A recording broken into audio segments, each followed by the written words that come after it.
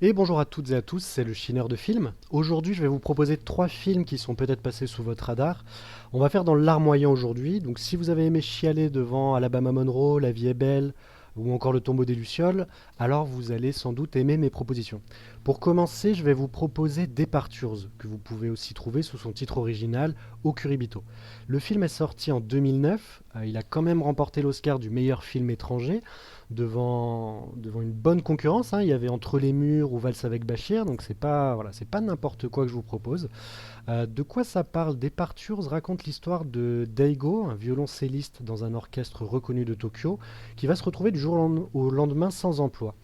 Il migre dans une province rurale au nord du Japon avec sa femme et il va trouver un petit boulot dans ce qu'il croit être une agence de voyage. Il s'aperçoit peu de temps après qu'il s'agit en réalité d'une entreprise de pompes funèbres. Alors là, comme ça, vous dites, ouais, bah le speech, il fait pas forcément envie, mais ce serait dommage de passer à côté puisque le film, il est génial, hein, sinon je vous le proposerai pas. On n'est pas loin du chef-d'œuvre. Et alors pourquoi? Parce que déjà, la grande force du film, c'est la BO. La musique est fantastique. Elle est composée par Joe Hisaishi. Donc pour ceux qui connaissent pas le monsieur, c'est lui qui est l'auteur de toutes les musiques des films de Hayao Miyazaki. Et dans Departures, la musique est phénoménale, hein. Que vous soyez fan ou pas de musique classique, elle va vous transporter et je peux vous assurer que si vous l'écoutez quelques temps après avoir vu le film, bah, vous allez sans doute avoir une petite larmichette qui va essayer de sortir. Heureusement, il n'y a pas que la musique dans le film, hein, sinon je vous aurais conseillé de juste écouter l'album. Il y a aussi la découverte de tout un pan du Japon, à savoir, alors dans une moindre mesure, la vie rurale, mais surtout la mise en bière. En effet, au Japon, c'est vraiment différent de ce qui se pratique en Occident. Je ne vais pas vous en dire plus, vous laisser le plaisir de découvrir tout ça par vous-même, mais sachez que c'est réellement intéressant, hein. Voilà, donc déjà on a une musique magnifique, en plus on apprend des trucs, mais pas que. Le film apporte aussi une réflexion sur la mort. Il est parsemé aussi de quelques pointes d'humour, ça donne du rythme au film, ce qui dure quand même 2 heures. Évidemment, et ce pourquoi il se retrouve dans cette sélection, Departures est vraiment triste. Mais c'est une tristesse poétique. Le film est émouvant sans jamais tomber dans le pathos facile. Vous verrez que la caméra fait aussi super bien son taf. Les images sont magnifiques, à la fois colorées et pleines de mélancolie, je dirais. Bref, pour résumer, si vous étiez passé à côté, ce film est juste incontournable. C'est un des plus beaux films qui soit jamais sorti, donc vous n'avez pas le droit de passer à côté. Pour continuer, je vous propose comme deuxième film Quelques minutes après minuit, ou dans son titre original A Monster Calls. Le film est sorti début 2017 et est signé par Juan Antonio Bayona. Il n'est pas tout à fait inconnu, hein, puisqu'il a déjà réalisé L'Orphelinat, c'est un des plus gros succès espagnols de ces dernières années, mais aussi Jurassic World 2. Alors je vous rassure tout de suite, vous dites, bah ouais, mais Jurassic World c'était de la merde, mais là, on est vraiment au milieu d'un film de dinosaures. C'est d'ailleurs étonnant, hein, je trouve, ce grand écart de qualité entre la bouse qui était Jurassic World 2 et quelques minutes après minuit. Donc pour info, c'est le film peut-être le moins inconnu de la sélection. Je vous le propose quand même car dans mon entourage, bah, personne ne le connaissait. Puis voilà, c'est pas impossible que vous soyez passé à côté. Le casting ne déconne vraiment pas puisqu'on va retrouver Sigourney Weaver, Liam Neeson et surtout Felicity Jones que vous avez déjà pu voir dans Rogue One. Donc le film raconte l'histoire d'un petit garçon qui s'appelle Connor et qui a de plus en plus de mal à faire face à la maladie de sa mère. Et chaque nuit, pour fuir un petit peu son quotidien, il va s'échapper dans un monde imaginaire peuplé de créatures extraordinaires. Je ne vais pas vous en raconter davantage parce que bah, je risque de facilement tomber dans le spoil. Donc si vous regardez le trailer, vous dites peut-être c'est un film pour gamins, mais je vous rassure, les apparences sont trompeuses.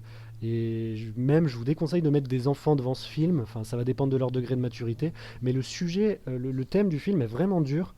Et même en tant qu'adulte, bah, vous allez sans doute avoir la gorge nouée à le regarder. Voilà, je vous le conseille vraiment sans prendre de risques, hein, parce que c'est un bon film. Évitez juste de le regarder si vous êtes un peu déprimé, parce que vous allez sortir les mouchoirs. Encore une fois, ne vous fiez pas au trailer et à l'aspect gentillet que le film peut dégager. C'est une œuvre qui est très sombre, hein, au contraire. Et personnellement, j'ai vraiment beaucoup apprécié ce film. Enfin, dernière proposition de film, ce sera Incendie. Là encore, si vous êtes un peu cinéphile, bah, vous l'avez sans doute déjà vu. Pour celles et ceux qui ne l'ont pas encore vu, bah, vous avez raté un chef-d'œuvre. Voilà. Le film est sorti en 2011. Il a été réalisé par Denis Villeneuve. Donc c'est moi personnellement un de mes réalisateurs préférés.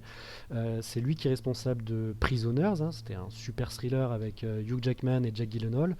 Il a aussi fait Enemy, un ovni cinématographique qui était vraiment très bien, mais peut-être pas à mettre entre toutes les mains, parce qu'un peu trop étrange, on va dire. Toujours avec Jack Gyllenhaal. Et il a aussi fait Premier Contact, qui pour moi est un des meilleurs films de SF de ces dernières années. Il a aussi fait, tiens d'ailleurs, oui c'est vrai, c'est peut-être pas son plus connu, c'est peut-être pas, pardon, le meilleur film qu'il ait fait, mais c'est peut-être le plus connu, au contraire, c'est Blade Runner 2049. Donc Incendie, pour revenir au film, raconte l'histoire d'un frère et sa sœur qui, à la lecture du testament de leur mère, se voient remettre deux enveloppes.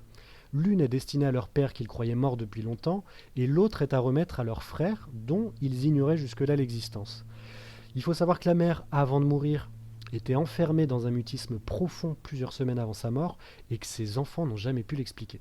Donc la sœur décide de partir au Moyen-Orient pour aller remettre les lettres, et elle sera bientôt rejointe par son frère, et ensemble, ils vont sillonner le pays de leurs ancêtres et découvrir le passé de leur mère. Quand je dis qu'ils partent au Moyen-Orient, je précise pas le pays, car bah, il est jamais précisé dans le film, et c'est volontaire de la part du réalisateur, hein. Je pense qu'il voulait je sais pas, peut-être se distancer le plus possible d'un parti pris.